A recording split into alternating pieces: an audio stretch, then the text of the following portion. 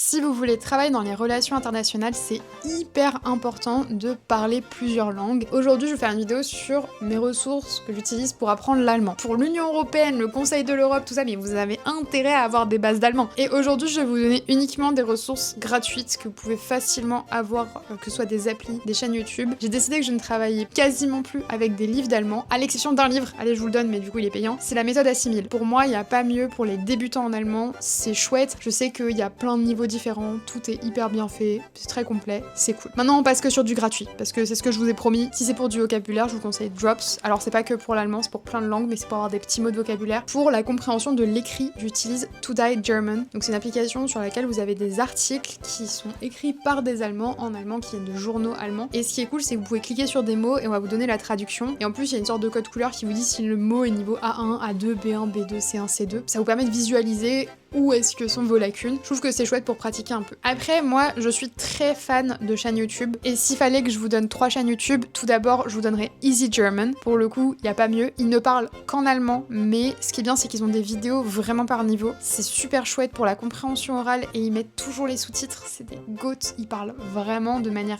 hyper accessible. Si par contre vous êtes plutôt débutant, vous êtes un peu hésitant, je vais vous conseiller Learn German with German Pod 101. Je sais qu'ils existent pour plein de langues et à chaque fois je suis assez satisfaite. Ça reste assez basique, mais ça vous permet d'avoir quelques bases et en plus de ça de pratiquer. Et la dernière chaîne que je vais vous conseiller, c'est Learn German Official. Donc il y a plus de 2 millions d'abonnés et ça se comprend. C'est de la compréhension écrite, de la compréhension orale, c'est de la répétition au niveau de la grammaire. Franchement, c'est hyper chouette. Après, sinon, j'avoue que je lis énormément en allemand. Comme ça me permet de travailler. Et mes 2 journaux de prédilection, c'est Die Welt et DW. En tout cas, si jamais vous avez des conseils pour apprendre l'allemand, n'hésitez pas.